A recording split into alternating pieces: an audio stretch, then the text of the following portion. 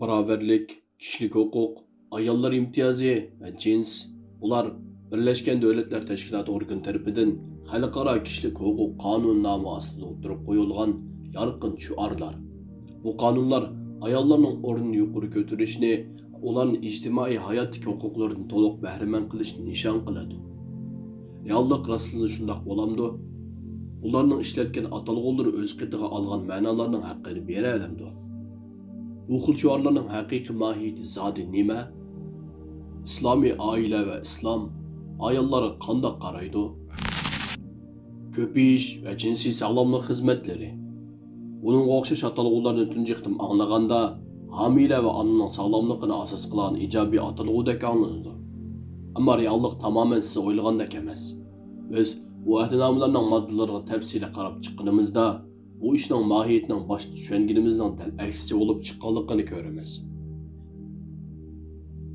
Masalan, 1995-yili ichilgan Beijing shartnomasida buning moddalar qonunlashtirilgan. Quramaga yetish bosqichidagi yoshlarning jinsiy turmushini ijobiy va mas'uliyatchanlik bilan idora qilishga ehtiyoji bo'lgan muhim xizmatlarni elib berishga, ularni bu nuqtalarda yetarli savodlarga ega qilishga alohida ko'ngil bo'lish kerak. Bu yerdagi savodlardan ko'z tutilgani gandon qatorliq buyumlarni tashabbuskorlik bilan ishlatish va sahiya tarmoqlarining a'lo sifatli gandon bilan ta'minlashi kafolatlik qilish qatorliqlar.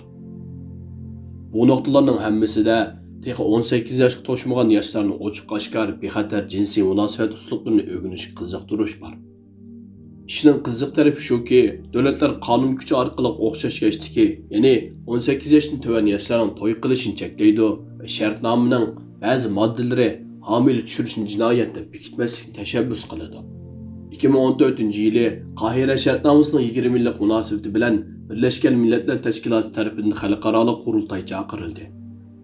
Bu qitimli qurultayda 2014-yildan keyingi Qohira xizmat programmasi e'lon qilingan bo'lib, bu programmaning mazmuni ikki tarafning roziligi bo'lgan ahvolda hamjinslik, zina, fohishxona ichish va homila tushirish qatorliq ishlarning jinoyat sanalmaydiganligini ta'kidlaydi.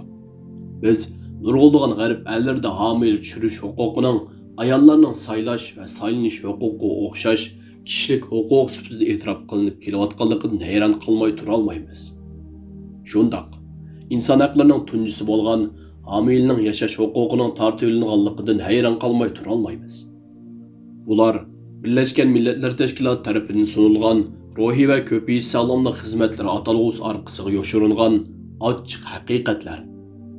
Shundoq, baldur to'y qilishni jinoiy qilmish deb bekitgan Birleşken Milletler Teşkilatı'ning o'zi o'xshash bosqichli o'smirlarga homiladorlikning oldini oladigan bexatar jinsiy aloqa uslubini o'rgatish orqali ishga yaramaganda homila tushirishni qonunlashtirib berish orqali ularning old zino yo'lini keng ochmoqda. Ayrımcılık.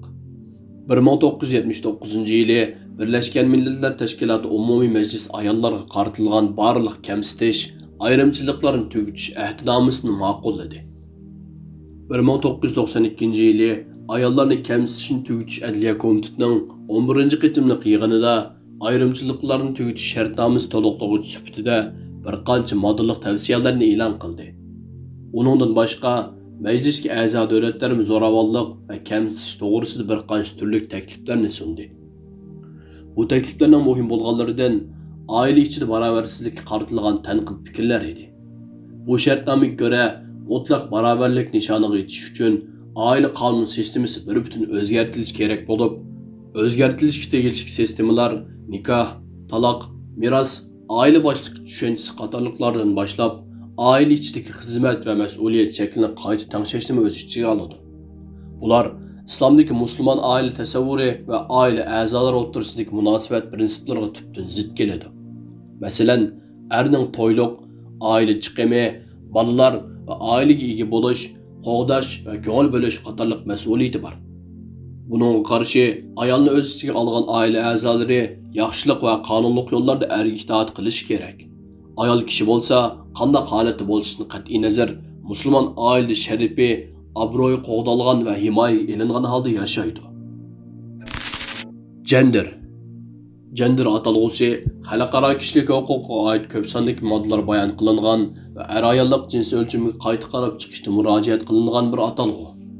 Ular genderni izohlaganda uni erlik va ayollikqa munosabatli bo'lgan ijtimoiy va fursatlar bilan izohlaydi va bu alohidalik fursatlarni vaqt va siyaqqa ko'ra o'zgarish qabul qiladiganligini qo'llaydi. Bu shundoq deganlikdan iborat bo'ladi.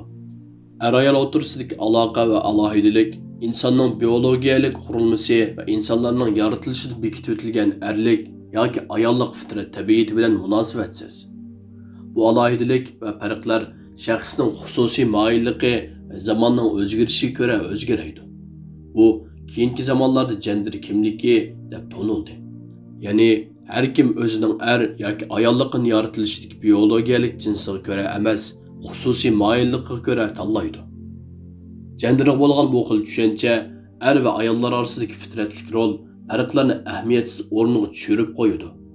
Halbuki islom bu farq va fitratga alohida ko'ngil bo'lgan va buningga ko'ra muomala qilgan.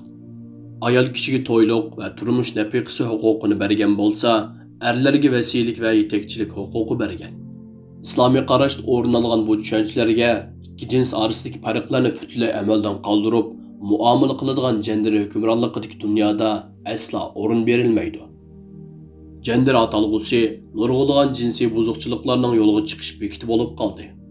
Natijada ikki erning o'zaro to'y qilish butunlay qonunli bo'lib qoldi. Chunki gender ular uchun biror jinsdan iborat emas. Bu hukm dunyoning har qaysi taraflaridagi hamjinslarni qo'llash tashkilotlari tomonidan o'ttirib qo'yilgan kamsitilgan hamjinslik atalg'usi bilan bozorga selindi. Halbuki oilalik ikki a'zoning haqiqiy ehtiyoji normal oila shakllik birlashishda qamdilatdi. Chunki har bir taraf qarshi tarafga bo'lgan ehtiyojni qamdaydi-da, oilaning uyushchanligi va birlik kuchi edi. Ammo gender tushunchasi hukmronlik qilgan dunyo islom o'ttirib qo'ygan oila sistemasini rad qiladi. İslamda bir aile faqat er bilan ayol orasida shakllanadi. Ammo gender tushunchasida har qanday ikki shaxs bir oila qura oladi, ikki shaxsning o'xshash jinslik bo'lib qolishi buningga to'sqinlik bo'la olmaydi. Ayollarga huquq berish. Ayollarning huquqiga erishtirish masalasi Birlashgan Millatlar Tashkiloti ishga oshirish uchun tirishayotgan xalqaro masalalarning biri. 2010-yil ochilgan Beijing qurultayida Birleşken Milletler Teşkilatı Cinsi Baraberlik ve Ayollar Hukukunu Asliga Keltirish Komiteti UN Women quruldi. Empowerment atalg'usi Oxford qomusida kelgan aniqlamaga asosan ma'lum bir shaxsga ma'lum bir ishni qilish huquqi va imtiyoz berish deganlik bo'ladi. Munosabatli xalqaro shartnomalardagi Women Empowerment ayollarni imtiyozga, huquqqa erishtirish deb tarjima qilingan. Ammo bu atalg'uning ro'yiga ko'ra elib berilgan amaliy harakatlar ayollarning huquqqa erishtirish harakatidan iborat. Bu harakatning gavdalik nishonlari ayollarni erlari va oilasidan mustaqil qilish, ularni o'z jismi va tug'ish iqtidorini mutlaq qaror sohibi qilish qatorliqlar. Aholi va taraqqiyot yig'ini 1994-yil e'lon qilgan yangi moddalarda ayollarni imtiyozga ega qilish va ayollarni ko'payish iqtidorini mutlaq hukmronlikka ega qilish, aholi va taraqqiyot yig'iniga aloqador programmalarning ul asosini tamsil qiladi deganlarni o'ttirib qo'ygan. 1994-yili Qohira aholilar qurultayida ayollar markazlik huquqini oldin qatorga chiqarish, ayollar hayotining har qaysi qatlamlarida bo'libmi jins va tug'ut taraflarda o'xshamagan qarorlarni elish iqtidorini oshiradi deganlar alohida ta'kidlanib o'ttirib qo'yildi. Ya'ni er-ayol o'rtasidagi munosabat va tug'ut ishlaridagi qaror ayollarning tanlashi bilan bo'ladi. Bu er-ayollik munosabatning qachon o'tkazilishi, bolalik bo'lish yoki bo'lmaslik qatorliqlarni ayol kishilar qaror qiladi deganlik bo'ladi. Bu xil ideyaning ta'sirida millionlagan bovoqlar nikohsiz, zinodan opiridi bo'ldi. Ularga keyin cohabitation, barobar yashash deb nom berildi. Bu xil ahvol oila krizisining eshib berishiga sabab bo'lgan bo'lib, buning eng gavdalik aks ta'siri bu xil shakldagi oilalar cho'ng bo'lgan avlodlarda ruhiy besimga duch kelish ahvol intayin og'ir bo'lmoqda. Bularning hammasi imtiyozga ega qilish shuari va bu shuar o'z ichiga olgan mavhum mazmunlar ostida yuz beryotidi. Misrlik iqtisodshunos Ustoz Jalol Amin Taraqqiyot va qaloqlik haqidagi afsonalar nomli kitobida ayollarni imtiyozga ega qilish nomida o'ttirg'a chiqqan bu dunyoviy qarashni tanqidlagan. Siyosiy imtiyozga erishtirish. Siyosiy imtiyozga erishtirish ayollarni ularning kasbiy iqtidoriga qaramasdan qaror chiqish organlarida nufuzga ega qilish, jamiyatda o'zgarish elib berish iqtidoriga ega qilish uchun kerakli bo'lgan barliq vositalar bilan qo'llash va mutlaq barobarlikni ishga oshirishdan iborat. Ayollarning idora va organ xizmatlarida yetakchilik o'rinlariga erishishni kafolatga ega qilish uchun CEDAW shartnomasi ijtimoiy ayrimchilik fikrini o'ttirg'a qo'ydi.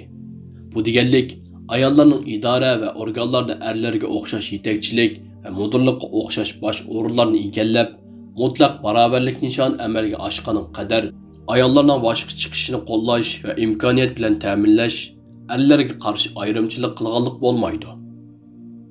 Bu sababdan ayollarga xoslangan xizmat normasi ayollarning qonun turg'izish majlisiga a'zo bo'lish nisbatining oshishiga kafolatlik qiladigan eng muhim tadbirlarning biri bo'lib qoldi. Bu siyosat CEDAW shartnomasining 4-moddasiga ko'ra ijobiy ayrimchilik deb nom berildi.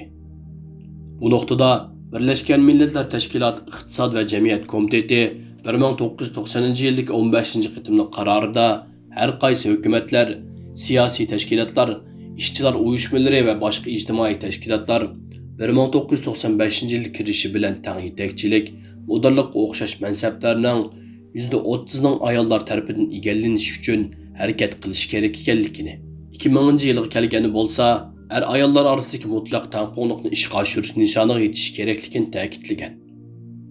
Arab ayollar uchun Qohira xitobnomasi 2014-yil ijobiy ayrimchilik siyosatini qo'llab, taraqqiy qildirganligi, bu orqali ayollarning siyosiy partiyalarga, ishchilar uyushmalariga va boshqa turli uyushma, tashkilotlarga qatnashish qizg'inligini oshirish nishoniga yetish haqidagi bayonotini e'lon qildi. Birleşken Milletler Teşkilatı tədrici halda ayollarni qaror chiqarish, siyosiy faoliyatlarga qatnashishga chaqiriq qiladi.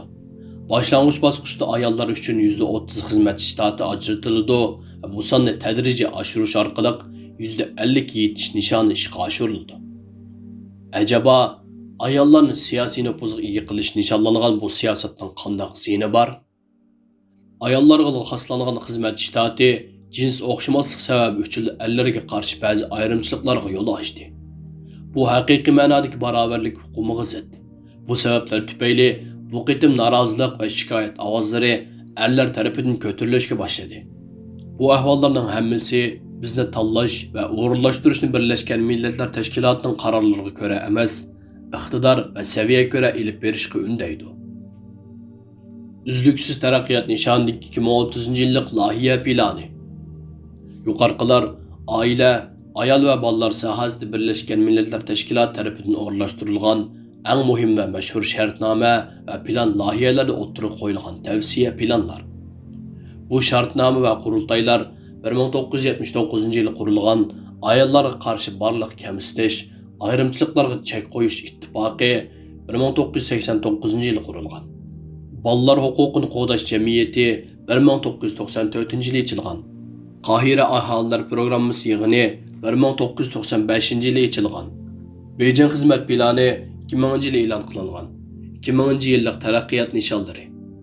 Yuqori tilga ilingan bir qism masalalar mazkur jamiyat va ittifoqlar tarafidan chiqarilgan loyiha qonunlarning ayollar munosabatidagi islomiy qimmat qarashlarga zid kelishidan manbalangan az bir qism o'rnaklar. Bu jamiyatlar tarafidan e'lon qilingan qonunlar va uning mazmunlari bizdan bu yangi atalg'ularni ishlatish yoki uning bilan muomala qilishni alohida ehtiyotchan bo'lishimizni talab qiladi. Chunki bu plan loyihalarning orqasiga bizning kimligimiz, kulturimizni zo'r tahdidlarni elib kelgan tushuncha qarashlar yoshiringan. Ustoz Haysam Zafan bu nuqtaga alohida ishorat qilib, sirtdan kirgan atalg'ular va ularning islomiy kimligi bo'lgan ta'sir nomli kitobini yozib chiqqan. Mazkur xarislar bizni Birleşken Milletler Teşkilatı xalqaralashtirishni ustiga olgan ayollar xususidagi bu qimmat qarashlarni qabul qilishni nihoyat ehtiyotchan bo'lishga va islom shariati o'tirib qo'ygan oila prinsiplari bilan to'qinishib qolmaslikka chaqiradi. Bundan keyingi natijadan qandoq bo'lishi musulmon xalqlarining bu xil nizomnomalar va ulardan sodir bo'lgan shubhalik atalg'ularga bo'lgan tunishini oshirishga qarashliq.